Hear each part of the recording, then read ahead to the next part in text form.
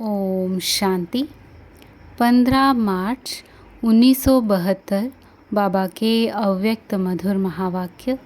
मुरली का टाइटल है त्याग और भाग्य। बाबा कहे, अपने को त्याग तपस्वी मूर्त समझते हो?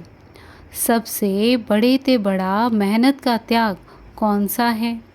देह अभिमान, ज्ञान का अभिमान व बुद्धि का अभिमान भी क्यों आता है? पुराने संस्कारों का त्याग भी क्यों नहीं होता है? उसका मुख्य कारण देह अभिमान है। देह अभिमान को छोड़ना बड़े ते बड़ा त्याग है, जो हर सेकंड अपने आप को चेक करना पड़ता है। और जो स्थूल त्याग है वह कोई एक बार त्याग करने के बाद किनारा कर लेते हैं, लेकिन यह जो देह अभिमान का त्याग है वह हर सेकंड देह का आधार लेते रहना है, लेकिन यहाँ सिर्फ रहते हुए न्यारा बनना है। इसी कारण हर सेकंड देह के साथ आत्मा का गहरा संबंध होने कारण देह का अभिमान भी बहुत गहरा हो गया है। अब इसको मिटाने के लिए मेहनत लगती है। अपने आप से पूछो कि सब प्रकार का त्याग किया है, क्योंकि जितना त्याग करेंगे उतना ही भाग्य प्राप्त करेंगे, वर्तमान समय में व भविष्य में भी। ऐसे नहीं समझना कि संगम युग में सिर्फ त्याग करना है और भविष्य में भाग्य लेना है। ऐसे नहीं है। जो जितना त्याग करता है और जिस घड़ी त्याग करता है, उसी घड़ी जितना त्याग उसके रिटर्न में उनको भाग्य ज़रूर प्राप्त होता है। संगम युग में त्याग व प्रत्यक्ष रूप में भाग्य क्या मिलता है, यह जानते हो? अभी अभी भाग्य क्या मिलता है? सतयुग में तो मिलेगा जीवन मुक्ति पद। अब क्या मिलता है? आपको अपने त्याग का भाग्य मिलता है। संगम युग में त्याग का भाग्य बड़े ते बड़ा यही मिलता है कि स्वयं भाग्य बनाने वाला अपना बन जाता है। यह सबसे बड़ा भाग्य हुआ ना। यह सिर्फ संगम युग पर ही प्राप्त होता है, जो स्वयं भगवान अपना बन जाता है। अगर त्याग नहीं तो बाप भी अपना नहीं। देह का भान है तो क्या बाप याद है?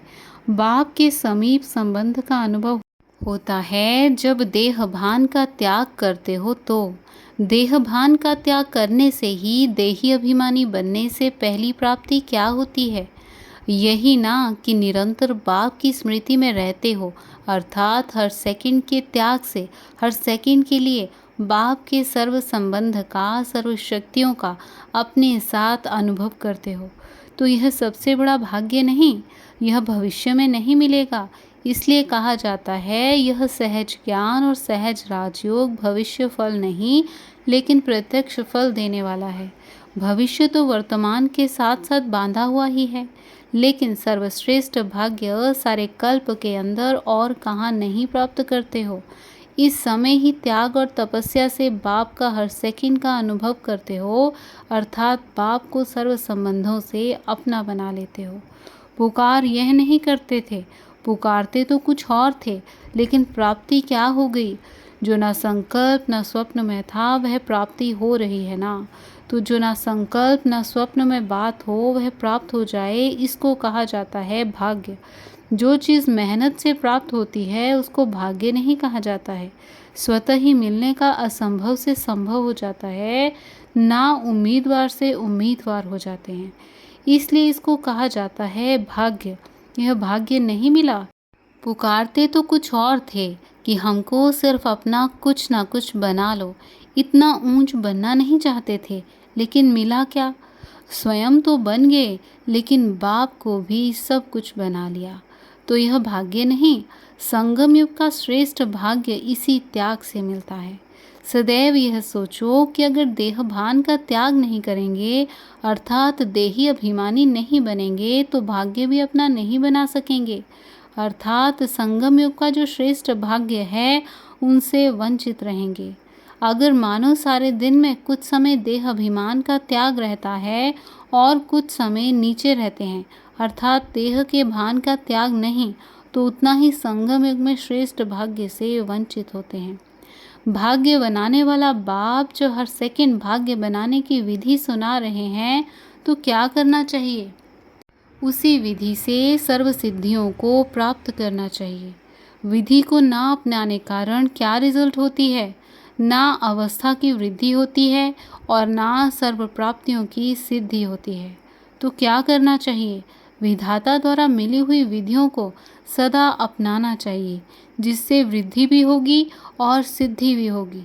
तो चेक करो, संकल्प के रूप में व्यर्थ संकल्प का कहाँ तक त्याग किया है। वृत्ति सदा भाई भाई की रहनी चाहिए, उस वृत्ति को कहाँ तक अपनाया है, और देह में देहधारीपन की वृत्ति का कहाँ तक त्याग किया है। समझते हो मैसूर वाले? आज तो खास इन्हों से मिलने आए हैं ना, क्योंकि इतने दूर से मेहनत से स्नेह से आए हैं, तो बाप को भी दूर देश से आना ही पड़ा है, तो खुशी होती है ना।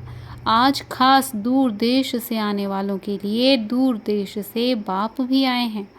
तो जिससे स्नेह होता है, तो स्नेही के स्नेह में त्याग कोई बड़ी बात नहीं होती है। विकारों के स्नेह में आकर अपनी शुद्ध बुद्ध का भी त्याग, तो अपने शरीर का भी त्याग किया। बच्चों के स्नेह में माँ तन का भी त्याग करती है। जब देहधारी के संबंध के स्नेह में अपना ताज तख्त और अपना असली स्वरूप सब छोड़ दिया ना, तो जब अपनी बाप के स्नेही बने हो, तो क्या यह देहाभिमान का त्याग नहीं कर सकते हो? मुश्किल है। सोचना चाहिए कि अल्पकाल के संबंध में इतनी शक्ति थी, जो ऊपर से नीचे ला दिया। ऊपर से नीचे इसलिए आए हो ना। और अब बाप जब कहते हैं और बाप से सर्व संबंध जोड़े हैं, तो क्या बाप के स्नेह में ही उल्टा देह अभिमान का त्याग कोई बड़ी बात है? छोटी बात है ना। फिर भी क्यों नहीं कर पाते हो? यह तो 1 सेकंड में कर देना चाहिए। बच्चा अगर 1 मास बीमार होता है, तो माँ का जो अल्पकाल का संबंध है, देह का संबंध है, फिर भी माँ 1 मास के लिए सब कुछ त्याग कर देती है। देह की स्मृति सुख त्याग करने में देरी नहीं लगती, मुश्किल भी नहीं समझती है। तो यहाँ क्या करना चाहिए? यहाँ तो सदाकाल का संबंध और सर्व संबंध है, सर्व प्राप्ति का संबंध है। तो यहाँ 1 सेकंड भी त्याग करने में देरी नहीं करनी चाहिए। लेकिन कितने वर्ष लगाया है? देह का भान त्याग करने में कितना वर्ष लगाया है? कितने वर्ष हो गए? बच्चों ने कहा 36। बाबा कहे लगना चाहिए 1 सेकंड और लगाया है 36 वर्ष। बच्चों ने कहा आधा कल्प का अभ्यास पड़ा हुआ है। बाबा कहे और वह जो आधा कल्प देह भान से और विकारों से न्यारे थे, वह आधा कल्प का अभ्यास 1 सेकंड में भूल गया। इसमें टाइम लगा क्या? बच्चों ने कहा त्रेता में भी 2 कला कम हो जाती है। बाबा कहे फिर भी विकारों से परे तो रहते हो ना। सतयुग त्रेता में निर्विकारी तो थे ना। 2 कला कम होने के बाद भी त्रेता में निर्विकारी तो कहेंगे ना। विकारों के आकर्षण से परे थे ना। यह भी आधा कल्प के संस्कार हो गए, तो वह क्यों नहीं स्मृति में जल्दी आते हैं? आत्मा का असली रूप भी क्या है? आप आत्मा के निजी असली संस्कार व गुण कौन से हैं? वही है ना जो बाप में है। जो बाप के गुण हैं, ज्ञान का सागर, सुख का सागर, शांति का सागर, वह सागर है। पर आप स्वरूप तो हो। तो जो आत्मा के निजी गुण हैं, शांति स्वरूप तो हो ना। यह तो संग के रंग में परिवर्तन में आए हो, लेकिन वास्तविक जो आत्मा के स्वरूप का गुण है, वह तो बाप के समान है ना। वह भी क्यों नहीं जल्दी स्मृति में आना चाहिए? ऐसे ऐसे अपने से बातें करो, समझा? ऐसे ऐसे अपने से बातें करते करते, अर्थात रूह रूहान करते करते रूहानियत में स्थित हो जाएंगे। यह अभी नहीं सोचो कि द्वापर के यह पुराने संस्कार हैं इसलिए ये हो गया, यह नहीं सोचो। इसके बजाय यह सोचो कि मुझे आत्मा के आदि संस्कार और अनादि संस्कार कौन से हैं। सृष्टि के आदि में जब आत्माएं आई तो क्या संस्कार थे? दैवी संस्कार थे ना। तो यह सोचो आदि में आत्मा के संस्कार और गुण कौन से थे। मध्य को नहीं सोचो, अनादि और आदि संस्कारों को सोचो। तो क्या होगा कि मध्य के संस्कार बीच बीच में जो प्रज्वलित होते हैं वह मध्यम हो जाएंगे। मध्यम ढीले को कहा जाता है। कहते हैं ना इसकी चाल मध्यम है, तो मध्य के संस्कार मध्यम में हो जाएंगे और जो अनादि और आदि संस्कार हैं वह प्रत्यक्ष रूप में दिखाई देंगे। समझा? सदैव अनादि और आदि को ही सोचो। जैसे संकल्प करेंगे वैसी ही स्मृति रहेगी, और जैसी स्मृति रहेगी वैसी समर्थी हर कर्म में आएगी। इसलिए स्मृति को सदैव श्रेष्ठ रखो। तो अब क्या करेंगे? हर सेकंड के त्याग से हर सेकंड की प्राप्ति करते चलो, क्योंकि यही संगम युग है जो भाग्य प्राप्त करने का है। अभी जो भाग्य बनाया वह सारे कल्प में भोगना पड़ता है, चाहे श्रेष्ठ चाहे नीच, लेकिन यह संगम युग ही है जिसमें भाग्य बना सकते हो। जितना चाहो उतना बना सकते हो, क्योंकि भाग्य बनाने वाला बाप साथ है। फिर यह बाप साथ नहीं रहेगा, ना यह प्राप्ति रहेगी। प्राप्ति कराने वाला भी अब है और प्राप्ति भी अब होनी है। अब नहीं तो कब नहीं, यह स्लोगन स्मृति में रखो। स्लोगन लिखे हुए तो रहते हैं ना, यह समझते हो कि यह स्लोगन हमारे लिए है। अगर सदैव यह स्मृति में रहे कि अब नहीं तो कब नहीं, तो फिर क्या करेंगे? सदैव सोचेंगे जो करना है तो अब कर लें। तो सदा यह स्लोगन स्मृति में रखो। अपनी स्थिति को सदा त्याग और सदा भाग्यशाली बनाने के लिए चेकिंग तो करनी है, लेकिन चेकिंग में भी मुख्य चेकिंग कौन सी करनी है? जिस चेकिंग करने से ऑटोमेटिकली चेंज आ जाए। क्या चेकिंग करनी है? उसके लिए एक स्लोगन है। वह स्लोगन कौन सा है जो बहुत बार सुनाया है? कम खर्च बाला नशीन। बाबा कहे अब कम खर्च बाला नशीन कैसे बनना है? वो लोग तो स्थूल धन में कम खर्च बाला नशीन बनने का प्रयत्न करते हैं, लेकिन आप लोगों के लिए संगम युग में कितने प्रकार के खजाने हैं मालूम है? समय, संकल्प, श्वास तो है ही खजाना, लेकिन उसके साथ अविनाशी ज्ञान रत्न का खजाना भी है, और पांचवा स्थूल खजाने से भी इसका संबंध है। तो यह चेक करो, संकल्प के खजाने में भी कम खर्च बाला नशीन बने हैं। ज़्यादा खर्च नहीं करो, अपने संकल्प के खजाने को व्यर्थ ना गवाओ, तो समर्थ और श्रेष्ठ संकल्प होगा। श्रेष्ठ संकल्प से प्राप्ति भी श्रेष्ठ होगी ना। ऐसे ही जो समय का खजाना है संगम युग का, इस संगम युग के समय को अगर व्यर्थ ना खर्च करो तो क्या होगा? एक एक सेकंड में अनेक जन्मों की कमाई का साधन कर सकेंगे। इसलिए यह समय व्यर्थ नहीं गंवाना है। ऐसे ही जो श्वास अर्थात हर श्वास में बाप की स्मृति रहे, अगर एक भी श्वास में बाप की याद नहीं तो समझो व्यर्थ गया। तो श्वास को भी व्यर्थ नहीं गंवाना। ऐसे ही ज्ञान का खजाना जो है, उसमें भी अगर खजाने को संभालने नहीं आता, मिला और ख़त्म कर दिया तो व्यर्थ चला गया। मनन नहीं किया ना, मनन के बाद उस खजाने से जो खुशी प्राप्त होती है, उस खुशी में स्थित रहने का अभ्यास नहीं किया तो व्यर्थ चला गया ना। जैसे भोजन किया, हजम करने की शक्ति नहीं तो व्यर्थ जाता है ना। इसी प्रकार यह ज्ञान के खजाने आपके प्रति व दूसरी आत्माओं को दान देने के प्रति ना लगाया तो व्यर्थ गया ना। ऐसे ही यह स्थूल धन भी अगर ईश्वरीय कार्य में, हर आत्मा के कल्याण के कार्य में व अपनी उन्नति के कार्य में ना लगाकर अन्य को स्थूल कार्य में लगाया तो व्यर्थ लगाया ना। क्योंकि अगर ईश्वरीय कार्य में लगाते हो तो यह स्थूल धन 1,00,000 गुना बढ़कर प्राप्त होता है, और अगर एक व्यर्थ गंवा दिया तो एक व्यर्थ नहीं गंवाया, लेकिन 1,00,000 व्यर्थ गंवाया। इसी प्रकार जो संगम युग का सर्व खजाना है, उस सर्व खजाने को चेक करो कि कोई भी खजाना व्यर्थ तो नहीं जाता है। तो ऐसे कम खर्च बाला नशीन बने हो या अब तक अलबेले होने के कारण व्यर्थ गंवा देते हो।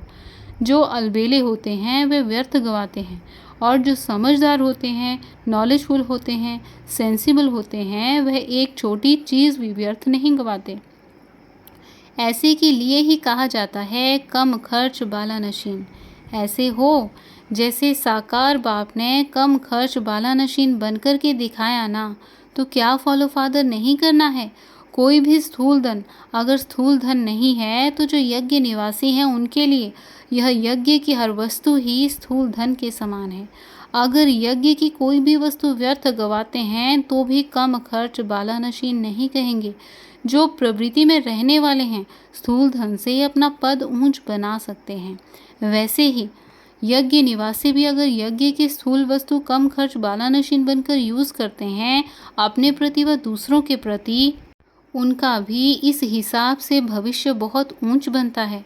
ऐसे नहीं कि स्थूल धन तो प्रवृत्ति मार्ग वालों के लिए साधन है, लेकिन यज्ञ निवासियों के यज्ञ की सेवा भी यज्ञ की वस्तु की इकोनॉमी रूपी धन स्थूल धन से भी ज़्यादा कमाई का साधन है। इसलिए जब यज्ञ की एक भी चीज़ यथार्थ रूप से लगाते हो व संभाल करते हो, व्यर्थ से बचाव करते हो, तो समृद्धि आती है भविष्य प्राप्ति के लिए। व्यर्थ से बचाव किया, अपना भविष्य बनाने की तो प्राप्ति हुई ना। इसलिए हरेक को अपने आप को चेक करना है। तो अपने को कम खर्च वाला नशीन कितना बनाया है। व्यर्थ से बचो, समर्थ बनो।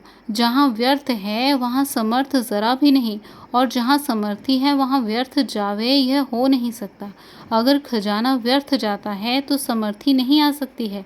जैसे देखो, कोई लीकेज होती है, कितना भी कोशिश करो लेकिन लीकेज कारण शक्ति भर नहीं सकती है। तो व्यर्थ भी लीकेज होने के कारण कितना भी पुरुषार्थ करेंगे, कितना भी मेहनत करेंगे, लेकिन शक्तिशाली नहीं बन सकेंगे। इसलिए लीकेज को चेक करो। लीकेज को चेक करने के लिए बहुत होशियारी चाहिए। कई बार लीकेज तो मिलती नहीं है। बहुत होशियार होते हैं, नॉलेजफुल होते हैं, वह लीकेज को कैच कर सकते हैं। नॉलेजफुल नहीं तो लीकेज को ढूंढते रहते हैं। तो अब नॉलेजफुल बन चेक करो तो व्यर्थ से समर्थ हो जाएंगे। समझा? अच्छा, मैसूर वाले क्या याद रखेंगे? माताएं सिर्फ याद की यात्रा में रहती हैं ना, क्योंकि भाषा तो समझ नहीं सकती। यह तो याद रखेंगी ना, कम खर्च बाला नशीन, फिर भी भाग्यशाली हो। यह तो समझती हो सारी सृष्टि में हम विशेष आत्माएं हैं। अच्छा, यह समझती हो कि यहाँ कई बार आए हैं, यह समझती हो कि पहली बार ही आए हैं। कोई बंधन नहीं है तो अपने को भाग्यशाली समझती हो या दुर्भाग्यशाली समझती हो। निर्बंधन हो तो अपना भविष्य ऊंच बना सकती हैं। आप तो डबल भाग्यशाली हो। एक तो बाप मिला, दूसरा भविष्य बनाने के लिए निर्बंधन बनी हो। और ही खुशी होती है ना। ऐसे तो नहीं पता नहीं क्या है, दुख तो महसूस नहीं होता, सुख अनुभव करती हो ना। अच्छा हुआ जो निर्बंधन हो गई। ऐसे अपने को भाग्यशाली समझती हो या कभी दुख भी आता है? और कोई साथ होगा तो टक्कर होगा। शिव बाबा अगर साथ है तो टक्कर नहीं होगा ना। संगम युग में लौकिक सुहाग का त्याग श्रेष्ठ भाग्य की निशानी है। आत्मा की प्रवृत्ति में यह संबंध नहीं है। प्रवृत्ति में संबंध में तो नहीं आती हो।